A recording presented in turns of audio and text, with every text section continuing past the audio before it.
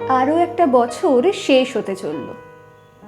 এবার একটু সময় বের করে নিজেকে ধরে বেঁধে আয়নার সামনে দাঁড় করাও এবং প্রশ্ন করো, কি করলে তুমি সারাটা বছর? নতুন কিছু শিখলে?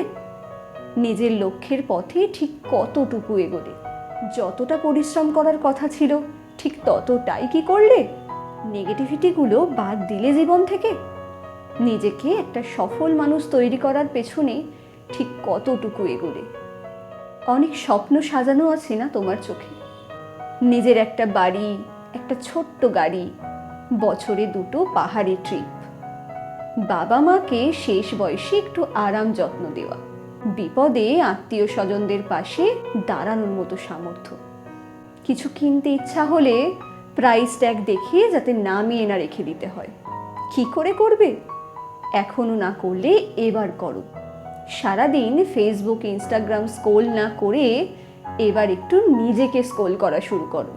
ফালতু সময় নষ্ট না করে এবার ফাটিয়ে সময় খরচ করো, নিজের পেছনে, অন্যের পেছনে না। মন দিয়ে পড়াশোনা করো, মুখ গুজে কাজ করো, নতুন কিছু শেখো, জ্ঞানের পরিধি বাড়াও। সফলতার পথে যা যা কাঁটা হয়ে দাঁড়াচ্ছে, যা যা ডিস্ট্র্যাক্ট করছে তোমায়, সব কিছু গোড়া থেকে উপড়ে ফেলো। ওঠো এবং ছোট, নিজের স্বপ্নের ঘুমন্ত পুরীতে ফুল হয়ে ফোটো। বুঝলে?